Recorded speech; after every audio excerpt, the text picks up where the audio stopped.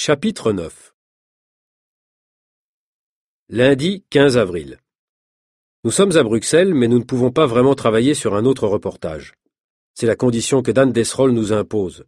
Nous sommes obligés de rester disponibles et faciles à contacter tous les jours, à tout moment. Ce type commence à m'énerver. Calme-toi, Alex. Tu veux aller boire un verre? Demande Nina. Bonne idée. On va au Falstaff? J'adore ces vieilles brasseries bruxelloises. C'est bien pour ceux qui aiment la bière, mais moi, comme je déteste ça, je peux boire autre chose si tu veux. Et on y mange très bien. C'est délicieux, il y a des spécialités belges. D'accord.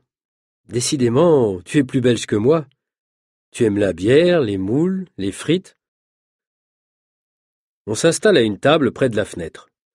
Il y a une ambiance très agréable dans ces vieux cafés bruxellois. Pour moi, le plus difficile, c'est de choisir une bière.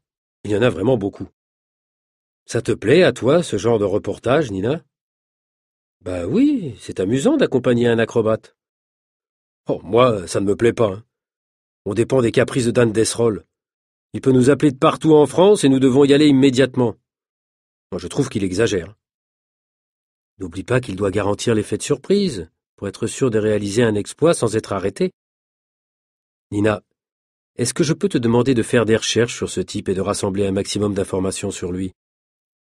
Je chercherai de mon côté, moi aussi. D'accord, si tu penses que c'est nécessaire. Va voir sur Internet, dans nos archives, partout. Pendant que nous parlons, je me sens observé. Un homme est assis à une table voisine, et il me semble qu'il nous regarde, qu'il nous écoute. Dis-moi, Nina, je sais très bien que tu n'es pas mariée, mais est-ce que tu as un petit ami jaloux? Non, pourquoi? Ne regarde pas tout de suite. Il y a un type à ta gauche. J'ai l'impression qu'il nous observe. Peut-être qu'il s'intéresse à moi, et que toi, tu es jaloux? Qu'est-ce que tu imagines? Ah, c'est une blague. Je ne suis pas sérieuse, tu le sais bien. Nous terminons notre repas dans la bonne humeur, mais je continue à me sentir observé. Et quand nous sortons, le type sort aussi. Ce n'est pas normal. Nina, le type est sorti en même temps que nous. Et alors? Eh bien, on va voir s'il décide de te suivre ou de me suivre. On se sépare et on se téléphone tout à l'heure. Tu es fou, Alex. Je rentre tranquillement chez moi sans être suivi. Je téléphone à Nina un quart d'heure après. Elle non plus n'a pas été suivie. Elle a raison. Je suis peut-être fou. Chapitre 10. Bruxelles, mardi 16 avril. La machine à café du bureau est en panne. Je ne sais pas pourquoi un magazine comme La Vie, avec 200 000 lecteurs, ne remplace pas cette machine à café qui ne marche jamais. Enfin, ça m'oblige à aller prendre un café au bar L'Escale et ça me permet de parler avec l'inspecteur Paul Klein. C'est un flic exceptionnel. C'est un fidèle client de l'Escale.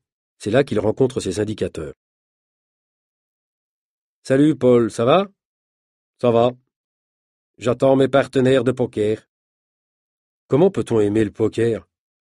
Pourquoi tu me demandes ça? Parce que pour moi, jouer au poker, c'est tellement stressant. On apprend à se contrôler. Alors, c'est ennuyeux. Mais je ne suis pas d'accord. Il faut s'intéresser aux pensées les plus secrètes des autres joueurs. Il faut aussi aimer prendre des risques. C'est passionnant. C'est justement de risques que je veux te parler. Je fais une série de reportages sur quelqu'un qui les accumule. Un acrobate fou. Ah bon? Il s'appelle comment? Dan Desrolles. Il risque sa vie pour battre des records. C'est un Québécois qui fait une tournée en France et en Belgique. Et la vie à l'exclusivité de ses reportages. Mais il y a un problème. J'ai la sensation que quelque chose ne va pas. Explique-moi. Je n'aime pas sa manière de faire. Il est très secret et il nous convoque seulement quelques heures avant ses exploits. Et les autres journalistes, il les informe au dernier moment. Il a peur de quelque chose. Bon, c'est un excentrique. De toute façon, il faut vraiment être fou pour risquer sa vie comme ça. Il y a autre chose. J'ai la sensation d'être suivi. Si tu veux, je m'informerai sur ton acrobate. Je contacterai mes collègues québécois. Mais peut-être que tu es seulement suivi par des journalistes jaloux de l'exclusivité de la vie. Chapitre 11. Mercredi 17 avril. Nous sommes tous les trois dans les bureaux de la vie quand nous recevons le deuxième courriel. Je marcherai sur un rail placé entre deux montgolfières à une hauteur de 5000 mètres et sur une distance de 6 mètres. Je ferai ma tentative cet après-midi à 17 heures au-dessus de la plaine de la Beauce, à 100 km au sud de Paris. Rendez-vous à Berchères-les-Pierres. De Bruxelles, ça fait plus ou moins 400 km. Il est 10 heures du matin. Il vaut mieux partir tout de suite. Qu'est-ce qu'on fait? On y va en voiture ou en TGV? On prend ma voiture, dit Jackie. Si vous n'avez pas peur de la vitesse. À 120 km/h, les vibrations sont terribles. Je ne dis rien. Je sais qu'il n'apprécie pas mes blagues concernant sa voiture. C'est Jackie qui conduit. Alex, j'ai découvert certaines choses importantes sur ce Dan Desrolles, dit Nina. Tu vois, j'en étais sûr. Explique-nous ce que t'as trouvé. Voilà, il maîtrise de nombreuses techniques d'acrobatie. Il a fait beaucoup de doublage au cinéma. Bon, jusqu'ici, rien d'exceptionnel. Attends, j'ai cherché longtemps. J'ai navigué pendant des heures sur Internet et j'ai finalement découvert un site web étonnant. ADN, les maîtres de l'adrénaline. Les créateurs de ce site ont organisé une sorte de cercle privé en ligne. J'ai pu entrer. C'est une sorte de forum qui réunit des gens pour parier de l'argent sur le succès ou l'échec des performances dangereuses. Tu veux dire qu'ils parient de l'argent sur des acrobaties? Comme d'autres gens parient sur des résultats de matchs de football ou de courses de chevaux? Oui, mais dans ce cas-là, ils jouent avec la vie d'un homme. Qu'est-ce que tu dis? Comment ça fonctionne? Eh bien, c'est un peu comme pour certains programmes de la télé-réalité, les reality shows. C'est le public qui décide, qui choisit les épreuves que le champion devra affronter. C'est terrible, ça me fait penser aux gladiateurs. Oui, moi aussi. Et le public, c'est qui? C'est des internautes qui recherchent des sensations fortes et qui ont de l'argent. Et où est le risque? Demande Jackie. Parce que Desrolles est un professionnel, il sait ce qu'il fait. Même pour un acrobate professionnel, continue Nina, il est difficile de dominer toutes les techniques. Par exemple, pour ne pas risquer d'accident en faisant du base jump, il faut beaucoup de pratique. Ah oui? Le base jump est 10 fois plus dangereux que le parachutisme. Il y a beaucoup d'accidents? Oui. Il y a tellement d'accidents qu'aux États-Unis, il est presque interdit de le pratiquer. Je suppose que pour Desrolles, le danger, c'est qu'il accumule des performances dans des disciplines très différentes, sans véritable préparation.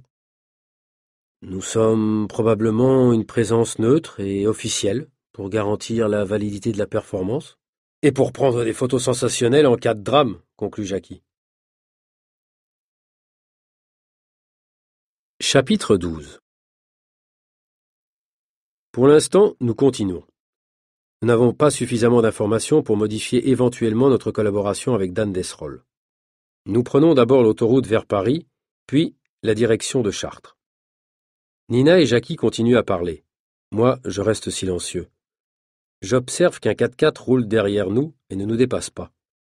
Pourtant, c'est une voiture puissante, et ce n'est pas normal qu'elle roule à 115 km/h. Au bout d'une demi-heure, je décide de communiquer mon inquiétude à mes amis. Vous allez dire que je suis paranoïaque, mais il y a un 4x4 qui roule derrière nous depuis qu'on est passé à côté de l'aéroport de Roissy. Mes amis se taisent et leur silence est total pendant plusieurs minutes, jusqu'à ce que la Jeep nous dépasse et s'éloigne rapidement. Ah, tu vois, tu t'inquiètes toujours trop vite, dit-elle. Tu as raison, Nina. Fausse alerte. Nous passons à côté de Chartres. La cathédrale se voit de loin sur cette grande plaine de la Beauce. Nous arrivons au lieu de rendez-vous à Berchères-les-Pierres. Desrolles et 3 équipiers sont en train de gonfler 3 montgolfières avec de l'air chaud. Salut les paparazzi, j'espère que vous n'avez pas le vertige, nous dit Desrolles. Nous ne sommes pas des paparazzi, je réponds fâché. Quoi? Dit Nina. Vous allez nous faire monter dans ces ballons? Eh oui, c'est la première fois que tu montes dans une montgolfière? En effet. Eh bien moi aussi, répond Desrolles. Décidément, vous êtes complètement fous. Écoutez tous les trois. Je préfère qu'on se tutoie, hein. Appelez-moi Dan, je vous l'ai déjà dit. Vous, les Européens, vous aimez tellement les manières. Bon, c'est comme tu veux, Dan, dit Jackie. Alors voilà comment ça va se passer. Les autres journalistes et les curieux commenceront à arriver dans une demi-heure. Nina, Jackie et Alex, vous irez avec un de mes assistants dans le ballon rouge et jaune. Moi, je monterai dans la montgolfière arc-en-ciel avec un autre assistant. Mon troisième assistant ira seul dans le dernier ballon. Nous monterons à 5000 mètres et nous placerons un rail entre nos deux ballons.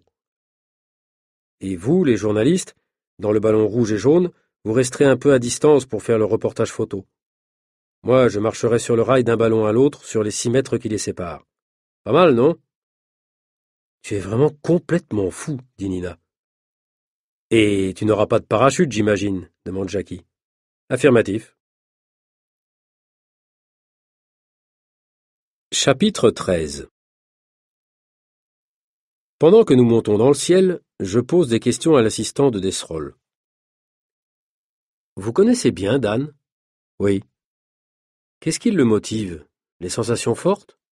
Oui. Il vous dit de ne pas parler à la presse, et même pas à nous, évidemment. Évidemment. Bon, je n'insiste pas. Les trois ballons montent ensemble à 5000 mètres. Dan et ses assistants placent le rail en fer entre les deux montgolfières et le fixent solidement. Dan quitte son ballon et commence à marcher sur le rail. Jackie prend un maximum de photos. Ce type est malade, me dit Nina à l'oreille. Comment peut-il trouver du plaisir à risquer sa vie de cette façon? Je ne sais pas ce qui lui donne le plus de plaisir. Risquer sa vie ou être photographié comme une star. Moi, il m'impressionne, ajoute Jackie. Regardez, il lui reste à peine 1,50 m. Il est presque arrivé. Vas-y, Jackie, prends plein de photos. Avec les couleurs des montgolfières et le ciel tout bleu derrière, ce sera super, hein. Ah, il va tomber, crie Nina. Il perd l'équilibre, mais arrive à s'accrocher à l'autre ballon en tendant les bras. Une question de centimètres.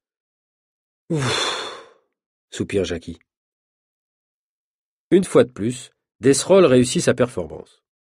Il ne semble pas du tout affecté par l'incident. Moi, par contre, après une telle panique, je me fâche et je le traite de fou irresponsable. Ça le fait rire. Chapitre 14. Bruxelles, lundi 22 avril. À l'escale avec Paul Klein. Ça va, Alex? Me demande Paul Klein. Ça va, ça va. La tournée de Dan Desrolles est presque terminée. Heureusement, parce que j'en ai marre. Cette série de reportages ne me plaît pas du tout. Je ne suis pas tranquille, je continue à croire que quelqu'un me suit. Nina et Jackie ne veulent pas me croire, mais moi, j'en suis sûr. Et tu me connais, ce n'est pas dans mon caractère d'être inquiet. Ça, j'en suis pas sûr. Mais de toute façon, il faut vérifier. Si tu veux, je vais t'aider. Comment? Si quelqu'un te suit, je peux essayer d'identifier. Ah oui? Je peux le faire suivre, moi aussi. C'est ça mon travail, après tout. Oh, magnifique. Merci beaucoup, Paul. Autre chose. J'ai peut-être une piste sur les ennemis de Desrolles, mais c'est trop tôt pour t'en parler. Je continue à recevoir des informations grâce à un collègue québécois. Génial. Tu sais ce qu'il m'a dit, le collègue québécois? Que mon accent belge était drôle. Mais tu n'as pas un accent très marqué pour un Belge. Pour eux, toi aussi, Alex, tu as un accent très marqué. Tout est une question de point de vue. Tu as raison. Bon, alors si tu crois que quelqu'un te suit, appelle-moi. Chapitre 15. Mardi, 23 avril. Troisième courriel. Je vous attends à Paris. Je serai à l'hôtel Le Dauphin dans le quartier de la Défense. Essayez d'être là vers 14 heures. Cette performance sera la dernière de cette tournée en France. Elle aura lieu cet après-midi. Je vous invite à déjeuner à l'hôtel pour fêter ça. Nous allons immédiatement à la gare pour prendre le TGV. En chemin, j'ai l'impression que quelqu'un nous suit. Et j'appelle immédiatement Paul Klein. Je lui explique où nous sommes et où nous allons. Il me dit qu'il s'occupe de mon problème. Je lui fais confiance. Nous arrivons à Paris à midi. Nous prenons un taxi et nous arrivons devant l'hôtel Le Dauphin à 12h30. « Bonjour mes amis, vous arrivez juste à temps pour l'apéro. »« Bonjour monsieur Desrolles, dit Nina. »« Je vous ai déjà dit de m'appeler Dan et de me tutoyer. »« Qu'est-ce que vous voulez boire ? » ?»« Vous m'excuserez, mais moi je ne peux pas boire d'alcool. Dans quelques heures, je monterai en haut de l'arche de la Défense et je sauterai dans le vide. »« Il n'y a pas de gardien qui surveille là-haut ? » demande Jackie. « Les gardiens n'auront pas le temps de réagir. Ils ne pourront pas voir que je porte un sac spécial. Regardez-le. Personne ne peut imaginer que ça contient un parachute, parce que c'est un parachute de base jump. Ce n'est pas le même matériel que pour le parachutisme classique ? Non, c'est très facile à dissimuler sous un vêtement. Regardez, c'est très pratique. Quelle est la différence avec un parachute normal ? Le parachute de base jump est plus facile à plier, et aussi plus petit. Finalement, ce Desrolles n'est pas si désagréable. Je trouve que c'est sympa de nous inviter à déjeuner. L'ambiance est agréable. Dan Desrolles est beaucoup moins agressif que ces dernières semaines. Il nous raconte quelques expériences intéressantes. Mais à la fin du repas, un incident change son humeur. Au moment où il se lève, Dan ne trouve pas son sac de base jump et il se fâche. C'est Nina qui voit le sac sur une table voisine. Il est probablement tombé et quelqu'un l'a posé dessus. C'est clair, Dan est très nerveux, et c'est contagieux. Nous marchons jusqu'à la grande arche. Marcher, c'est idéal pour se relaxer. Chapitre 16. Paris, Tour de la Défense. Dan organise les opérations. Toi, Nina, tu prends l'ascenseur avec moi. Et nous, qu'est-ce qu'on fait pendant ce temps-là ? Demande Jackie. Alex et toi, vous restez en bas à la réception pour garantir que je ne tombe pas sur quelqu'un. Jackie peut prendre des photos intéressantes avec l'arche en perspective. Ton portable est branché, Alex ? Demande Nina. Bien sûr, nous restons en contact. Et moi, je prends quelques photos de là-haut ? Dit encore Nina. Oui, répond Dan. Et tu expliques au gardien que je suis un acrobate expérimenté et que je veux battre un record de saut en parachute. C'est tout. Nina et Dan nous quittent pour prendre l'ascenseur. Dans 2 minutes, notre acrobate va sauter. On est en contact permanent grâce à nos téléphones portables. À ce moment précis, je reçois un texto de Paul Klein. Attention, annuler performance, danger, parachute. Dans 1 minute, Dan se jettera dans le vide. Qu'est-ce que je dois faire ? On entend un bruit de frein, les voitures de la presse s'arrêtent à mes côtés. Il y a des journalistes de la télévision qui dirigent immédiatement leur caméra vers le ciel. Évidemment, pour tout le monde, un base jump à la Tour de la Défense, c'est un événement majeur. Je fais un effort énorme pour me concentrer et j'ai soudain la conviction qu'il faut arrêter Desrolles, l'empêcher de sauter. Je crie à Nina au téléphone. « Nina, on arrête tout. Interdiction absolue de sauter. »« Quoi ? Qu'est-ce que tu dis ? » ?»« Empêche-le à tout prix de sauter. »« Mais impossible. Il refuse, il dit que t'es fou. »« Nina, fais-moi confiance. Utilise la force si nécessaire, il faut l'immobiliser. »« J'espère que tu sais ce que tu fais, hein. » La communication est coupée. Je cours vers l'ascenseur. La montée me semble interminable. Quand j'arrive au sommet, je vois Dan Desrolles qui est immobilisé par Nina. Il est peut-être acrobate, mais elle pratique les arts martiaux. Autour d'eux, il y a des gardiens très nerveux et menaçants. Dan est furieux. Il a manqué son exploit de base jump à cause de Nina et moi. « Pourquoi vous avez fait ça ? Vous n'imaginez pas les conséquences financières ? » Dan, veux-tu avant tout vérifier ton parachute ? Ouvre ton sac. Il ouvre son sac et son regard se transforme. C'est pas possible. Ce parachute ne peut pas s'ouvrir. Les cordes sont mal fixées, la voile est mal pliée. Quelqu'un a tenté de saboter ma tentative. Ça signifie que tu as de la chance d'être vivant, et que c'est grâce à Alex, dit Nina. Mais Dan est trop choqué pour penser à me remercier. Je décide pourtant de faire pression sur lui pour obtenir des explications. Qui veut te tuer ? Tu ne veux pas nous parler d'ADN, ce site web qui organise ta vie et peut-être aussi ta mort ? Ah, vous savez. Oui. Je crois que tu as été manipulé par une bande de criminels, les maîtres de l'adrénaline. Non, ce n'est pas ça, mais je ne peux pas parler. Très bien. De toute façon, nous allons savoir la vérité. Je dois téléphoner à celui qui t'a sauvé la vie. Chapitre 17. Allô, Paul? Oui. Alex, c'est moi. Alors, qu'est-ce qui s'est passé finalement? Tout va bien, grâce à toi. Comment est-ce que tu as compris que le sac de Desroll avait été saboté? Attends. Je sais maintenant qui te suit, et je sais aussi pourquoi on veut tuer Dan. Je crois que je le sais aussi. C'est ADN, n'est-ce pas? Pour s'approprier l'argent des joueurs. Non. Desroll a d'autres secrets. D'autres? Oui. Il a un passé judiciaire au Québec. Il a participé à une série de vols avec une bande de cambrioleurs bien organisée. En 17 ans, il a aidé des voleurs à pénétrer dans des immeubles. Il a mis ses talents d'acrobate à leur service. Quand la police canadienne l'a arrêté, il a dénoncé les membres de la bande et les bandits ont été condamnés à plusieurs années de prison. Et lui? Lui? Il n'a pas été condamné en raison de son jeune âge et de sa collaboration avec la police. Mais les bandits ont voulu se venger, et aujourd'hui, ils ont presque réussi. Et pourquoi ils m'ont suivi, moi? Desroll a compris le danger. Il ne sortait pas, ne se montrait pas avant le moment de réaliser sa performance. Les bandits ont observé que vous étiez les premiers informés, et ils vous ont suivi, en espérant trouver les circonstances favorables pour se venger.